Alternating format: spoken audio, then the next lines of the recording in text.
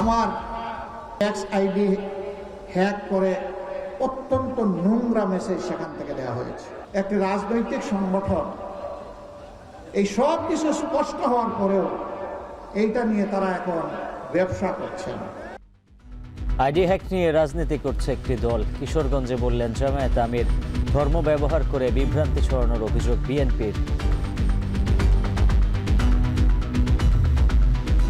ধর্মকে ব্যবহার করে মানুষকে বিভ্রান্ত করার চেষ্টা করা, মিথ্যা প্রচারণা করা হচ্ছে, যেগুলো আপনারা আমাদের স্বাধীনভাবে সিদ্ধান্ত নিতে ভুল হতে পারে।